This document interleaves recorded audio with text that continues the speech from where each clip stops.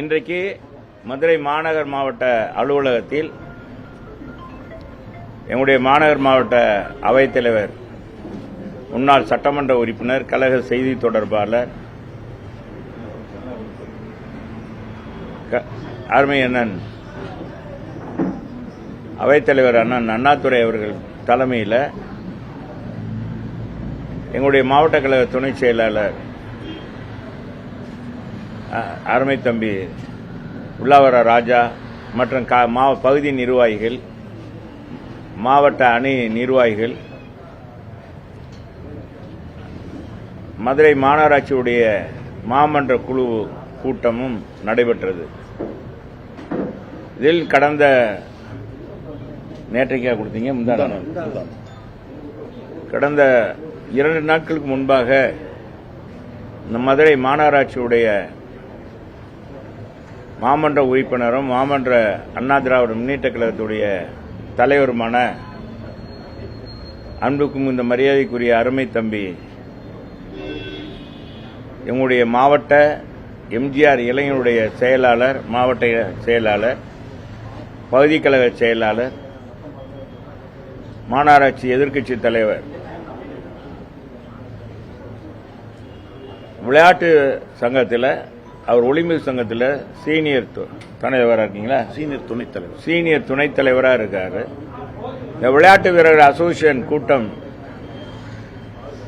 புரட்சித் தலைவர் எம்ஜிஆர் பெயரை தாங்கியிருக்க மதுரை ரேஸ்கோர்ஸ் திடலில் நடைபெற்ற ஆலோசனை கூட்டத்தில் பத்திரிகையாளர்கள் மத்தியில் கழகத்திற்கு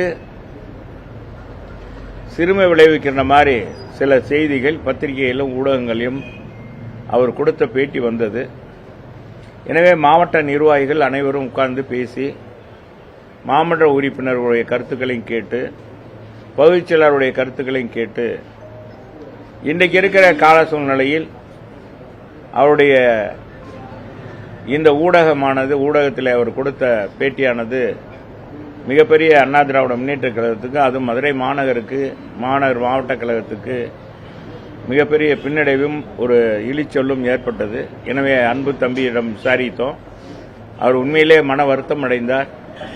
நான் அந்த நோக்கத்தில் சொல்ல, விளையாட்டு சங்கத்துடைய தலைவராக இருக்கிறதுனால அதில் உணர்ச்சி வசப்பட்டு சில வார்த்தைகளை நான் பேசிவிட்டேன். எனவே அது குறித்து நான் விளக்கம் கொடுத்து விடுகிறேன்னு சொன்னார்.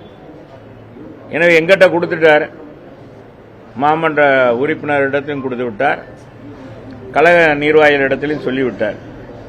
இருந்த போதிலும் அறைக்குள் நடந்தால் தெரியாது, நீங்க தான் உலகம் பூரா போட்டு வெட்ட வெளிச்சமா எங்க கட்சியை ஒரு வழி பண்ணணும்னு செய்யறீங்க. எனவே உங்க மூலமாகவே அவருடைய பதிலை நீங்கள் பெறுவதுதான் சரியாக இருக்கும் என்று எங்கள் அவைத்தலைவரும் எங்களுடைய துணை செயலாளரும் மற்ற நிர்வாகிகளும் கேட்டுக்கொண்டார்கள். மாமன்ற உறுப்பினர்களும் சொன்னார்கள். எனவே அதன் அடிப்படையில் உங்களை அழைத்திருக்கிறோம். அருமை தம்பி எங்களுடைய மதுரை மாநகராட்சியுடைய எதிர்க்கட்சி தலைவர் போற்றக்கூடிய அருமை தம்பி சோலையராஜா அவர்கள் இப்பொழுது உங்களிடத்திலே விளக்கமாக அது குறித்து கூறுவார். முந்தா நாள்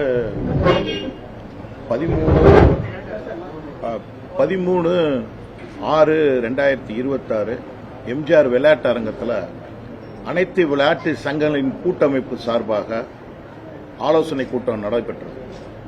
அது சுமார் 6 மணி அளவில் நடைபெற்றது. அங்கே கிட்டத்தட்ட 25க்கு மேற்பட்ட அசோசியேஷன்கள், நான் அந்த கூட்ட அமைப்புக்கு தலைவராக இருக்கிறேன். உதாரணத்துக்கு ஹாக்கி, ஃபுட்பால், வாலிபால், ஸ்விம்மிங்கு, இப்படி 25 அசோசியேஷனோட தலைவர் செயலாளர்களும் இருந்து கொண்டு அதில் இருக்கக்கூடிய அந்த எம்ஜிஆர் விளையாட்டு அரங்கில் பயன்படுத்தக்கூடிய விளையாட்டு வீரர்களையும் வைத்துக் கொண்டு ஆலோசனை கூட்டம் நடத்தினோம். ஏனென்றால் இப்போது உள்ள விளையாட்டுத்துறை அமைச்சர் ஒரு 10 நாள் கழிச்சு எம்ஜிஆர் விளையாட்டு அரங்கத்திற்கு ரெவி மீட்டிங்க்கு வர்றாரு.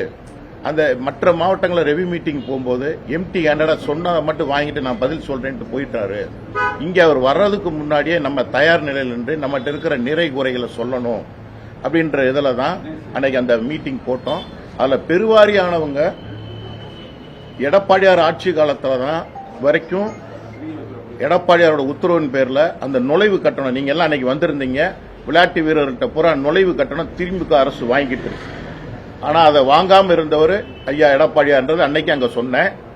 அந்த ரூபாய நுழைவு கட்டணம் பள்ளிக்கூடத்து பயிலர்களுக்கு 100 ரூபா, காலேஜ் பயிலர்களுக்கு 200 ரூபா, அதர்ஸ்னா 500 ரூபான்னு இப்படி தமிழ்நாடு பூரா வாங்கிட்டு இருக்காங்க. அத்லெட்டிக்ஸ்ல மட்டும் இல்ல, எல்லா இடத்துலயும். இது வன்மையா நாங்க கண்டிக்கிறோம். இத இந்த ஆட்சியாளர்களும் அதை கண்டினியூ பண்றாங்க. அதனால இந்த வருகின்ற ஆய்வு கூட்டத்தில் இந்த விளையாட்டுத்துறை அமைச்சர்கிட்ட இதை நம்ம கொடுத்து இதை சரி பண்ணணும் அப்படின்ற இன்டென்ஷன்ல ஒரு இப்படி சில கோரிக்கைகளை வைத்து தான் நாங்கள் அன்னைக்கு பேசணும். அதே மாதிரி அன்னைக்கு நான் இந்த கோரிக்கை உங்க மூலியமா இன்னொன்று நாங்கள் வைக்க தான் அன்னைக்கு நீங்க முடிச்ச பிறகு நீங்க எல்லாம் போயிட்டீங்க. நாங்க பிரஸ் மீட் ஆலோசனை கூட்டத்துக்கு முன்னாடியே போயிட்டீங்க. அந்த பிரஸ் மீட்ல கிட்டத்தட்ட புரட்சித் தலைவர் எம்ஜிஆர் அவர்கள் விளையாட்டு வீரர்களுக்குன்னு ஒரு ஸ்போர்ட்ஸ் கோட்டா ஏற்படுத்தினாரு. அதுக்கப்புறம் அண்ணன் செல்லூரார் அவர்கள் தலைமையில தான் கிட்டத்தட்ட 2000 பேரை வச்சு சிவகங்கை ரோட்ல வச்சு நாங்க ஒரு கோரிக்கை மனு எடப்பாடியார்ட்ட கொடுத்தோம். அப்ப 3% ஸ்போர்ட்ஸ் கோட்டா கொடுத்தாரு. அத இந்த அரசு 5% ஒசத்தணும். திமுக அரசு ஒசத்தவே இல்லை, இந்த அரசாவது ஒசத்தணும். இப்படிலாம் கோரிக்கையை நாங்க எழுதி வச்சுக்கிட்டு இருந்தோம். அப்போ உங்க நிருபர்கள் ஒருத்தர் தான் கேட்டாங்க, இந்த மாதிரி எங்க ராஜ்யசபா எம்பி சட்ட வழக்கறிஞர் இன்பத்துறை சார் உங்க ஆதவ அர்ஜுனா விளையாட்டு சங்கங்கள்ல இருந்து வெளியேறணும், இல்லாட்டி சட்டப்படி நடவடிக்கை எடுக்கப்படும் சொல்லி சொன்னாங்களே, அதுக்கு உங்க பதிலை என்னன்னு கேட்டாங்க. யதார்த்தமா இது ஒரு கூட்டமைப்புல நடந்த ஆலோசனை கூட்டம், கட்சி கூட்டம் கிடையாது, அரசியல் கூட்டம் கிடையாது, எந்த உள்நோக்கம் இல்லாம தான் அன்னைக்கு நானும் இருந்தோம். அப்பயே அந்த நிருபருக்கு நான் பதில் சொல்ல கடமைப்பட்டேன். என்ன சொன்னேன்னா, சொசைட்டி ஆக்ட் விளையாட்டு சங்கங்கள்ல இருக்கிறாங்க, அதை நீக்கிறதுக்கு வழி இல்லை, அதை நீக்க சொல்லி அவர் சொன்னார்னா அதை வன்மையா நாங்க கண்டிக்கிறோம். அந்த இடத்துல ஒரு ஹார்ஷான வார்த்தையை நான் சொன்னேன், அந்த கண்டிக்கிறேன். அதே மாதிரி கட்சி அப்ப அதே நிருபர் சொன்னாரு, திருப்பி நீங்க இதை சொன்னீங்கன்னா உங்க கட்சி உங்க மேல நடவடிக்கை எடுக்கப்படும் சொன்னாங்க. அப்ப நான் சொன்னேன், இது நியாயமான பிரச்சனை தான், கட்சி நடவடிக்கை எடுத்தால் நடவடிக்கையை நான் சந்திக்கிறேன். எனக்கு விளையாட்டு முக்கியமா அரசியல் முக்கியமானு சொல்லும்போது நான் விளையாட்டு தான் வேணும்னு சொல்லி எல்லாரும் முன்னாடி தான் நான் சொன்னேன். அதுல சில ஹேரஸான வார்த்தைகளை நான் பயன்படுத்தினதை அண்ணங்கிட்ட வருத்தம் தெரிவித்தேன். அந்த ஹேரஸான வார்த்தைகள் அனைத்தையும் நான் வாபஸ் பெற்றுக்கிறேன். கட்சிக்கு எப்பயும் நாங்கள் கட்டுப்பட்டு தான் இருப்போம். கட்சி கட்டுப்பாட்டுக்கு மீறி எந்த ஒரு செயலும் இல்லை. நாங்கள் எந்த சுத்தலையும் எந்த நேரத்திலையும் எதையும் நாங்கள் கட்சியை விட்டு போற எண்ணத்தில் நாங்கள் அந்த இடத்த பேசல. ஆனால் இன்னைக்கு நாள் இது இல்லை, நான் எதையுமே சொல்லாதத செய்யாதத அவங்களா போட்டு தேவையில்லாத ஒரு இஷ்யூவை கொண்டு வந்திருக்காங்க. இது முழுக்க முழுக்க தவறான செய்தி. நீங்க எல்லாம் இருந்தீங்க, அப்படி ஒரு இன்டென்ஷன்ல நாங்க அந்த பேட்டியெல்லாம் அப்படி இல்லை. ஆனா இவங்க அந்த பேட்டியை பூரா அப்படி கொடுத்த மாதிரி பேப்பர்ல வித்தியாசமா, வீடியோல டிவில கரெக்டா போட்டிருந்தாங்க. நாங்க என்ன பேசணுமோ அதை கரெக்டா செஞ்சாங்க. ஆனா அந்த பிரஸ் மீட்டுக்கு பேப்பர்காரங்க யாருமே வரல. உங்களுக்கு எல்லாத்துக்குமே தெரியும், டெய்லி பேப்பர் யாருமே வரல. அவங்களா ஒரு கைகால் மூக்கு வச்சு கண்ணு வச்சு பேசி இன்னைக்கு தேவையில்லாத ஒரு ஃபிரிக்ஷனை எங்க மாநகர் மாவட்டத்தில் உருவாக்கி இருக்காங்க. அதுக்கு நான் வருந்துகிறேன். இல்லாதத வெளியே வந்ததுக்கு நான் வருந்துகிறேன். வேற எதுவும் கொஸ்டின் இருந்தா கேளுங்க, நான் சொல்றேன்.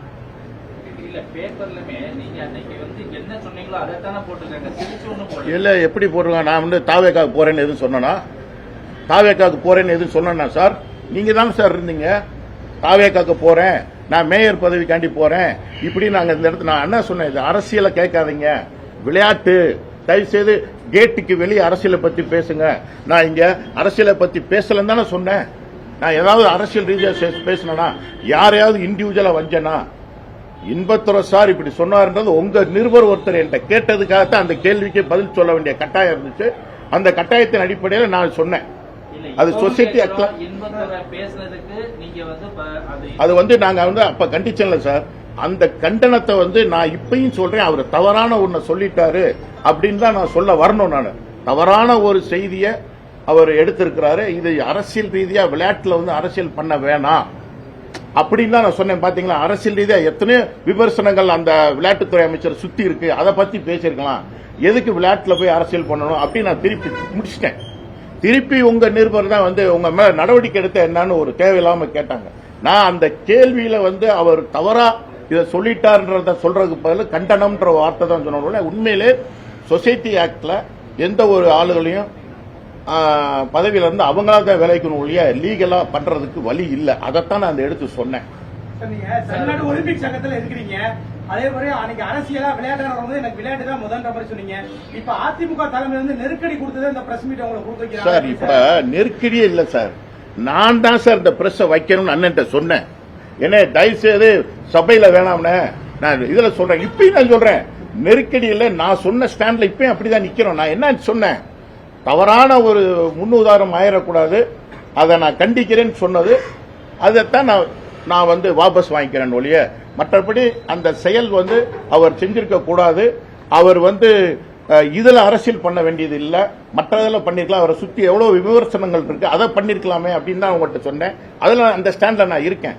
பட் இந்த கண்டனம் தெரிவிச்சேன் பாருங்க, அதைத்தான் நான் வாபஸ் வாங்கிக்கிறேன். அந்த கண்டனம்ன்ற வார்த்தை எங்க கட்சிக்குள்ள இருக்கிற ஒரு நபரை நான் வந்து அதை சொன்னது வந்து நான் உணர்றேன். நைட்டே அண்ணனுக்கு நான் பேசினேன். அண்ணன்ட்ட நீங்க போட்ட 15 நிமிஷம் வீடியோவை அண்ணனுக்கு போட்டு விட்டேன்.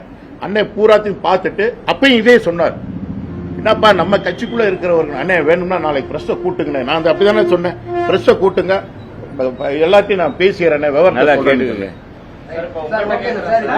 சிங்கப்பெண் படையெல்லாம் அறிமுகப்படுத்திட்டாரு. இப்போ முதலமைச்சர் நடைமுறைக்கு வந்துருச்சு. தொடர்ந்து இப்போ கும்மிடிக்குள்ள ஒரு 3 வயசு பெண் குழந்தை இறந்துருக்கு. எப்படி பாக்குறீங்க? எல்லண்டோ வந்து ஏதாவது மாற்றம் தெரியுதா? கிரைம் ஏதாவது குறைஞ்சிருக்கா தெரியுதா? சிங்கப்பெண் படை ஏதாவது விளைவுகளை ஏற்படுத்தலாம்? நீங்க கேட்டீங்க, நீங்க கேட்டதுக்கு எல்லாமே பதில் வந்து பொறுத்துருங்க, நான் பேசுறேன். இன்னைக்கு வந்து முழுக்க எங்க மாநகராட்சியுடைய எதிர்க்கட்சி தலைவர் தன்னுடைய சொன்னதை வாபஸ் சொன்ன வார்த்தைகளை அனைத்தையும் வாபஸ் வாங்கிட்டாரு. வாபஸ் வாங்கிடுங்க. அவராக தான் என்கிட்ட சொன்னார், இந்த மாதிரி நான் எங்கே வேணாலும் அறையில் வேணாலும் சொல்கிறேன், மற்றவங்களையும் சொல்கிறேன்னாரு. நீங்கள் அறையில் சொல்கிற காட்டிலும் உலகம் பூரா இது தெரிஞ்சிருச்சு, எல்லாமே போயிருச்சு. நம்ம பார்ட்டிக்கு ரொம்ப இன்னைக்கு இருக்கிற சூழ்நிலை அது சரியாக வராது. அதனால் நீங்கள் வந்து நம்ம அவங்களே கூப்பிட்டுடலான்னு சொன்னேன். உங்கள்கிட்ட சொல்லிட்டாரு. நீங்கள் நான் சொல்கிறேன், ஒரு நிமிஷம் கேட்டுங்க. எதுனாலும் இன்னைக்கு வந்து அவர் தன் விளக்கத்தை கொடுத்திருக்காரு. அந்த விளக்கத்துல உங்களுக்கு திருப்தி இருக்கா இல்லையா அப்படின்றத நீங்க அவரை கேட்டுக்கங்க, அதோட விட்டுருங்க. அரசியல்ல உள்ளவங்க அந்த மாதிரி விளையாட்டு சங்கங்கள்ல இருக்கக்கூடாது. முன்னாள் அமைச்சர்கள்லாம் வந்து விளையாட்டு சங்கங்கள்ல இருக்கிறாங்க. சக்கரபாணி வந்து கபடி சங்கத்தோட திண்டுக்கல் மாவட்ட தலைவர். இப்பயும் ரெக்கார்டிக்கலா ஒலிம்பிக் அசோசியேஷன் அவர் மெம்பர். ஆனா அவர் அமைச்சராக இருந்தார். அனிதா ராதாகிருஷ்ணன் தூத்துக்குடி மாவட்டத்தோட கபடி கழக சங்க தலைவர். ஓட்டர்ஸ் ஒலிம்பிக் சங்கத்துக்கு அவர் ஓட்டு போடுறவர், அவர் அமைச்சர். இது உதாரணம். இப்பயும் இருக்காங்க, போன தடவை இருக்கிறாங்க. அதே மாதிரி அமைச்சராக இருக்கிறவங்க இதுல இருக்கக்கூடாதுன்ற இன்டென்ஷன் எதுவும் கிடையாது. ஆமா, தப்பு தானே நான் சொன்னேன். அதனாலதான் தவறானதை சொல்லிட்டாரு.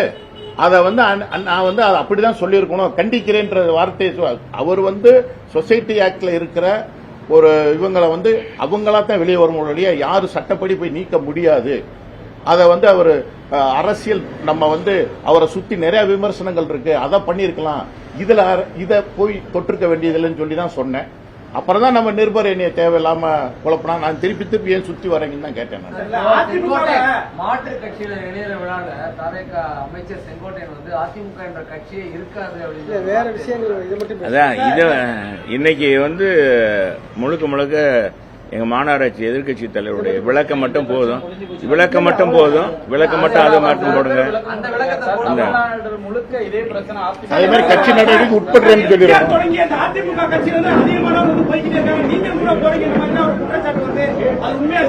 என்னத்தை சொல்லுங்க,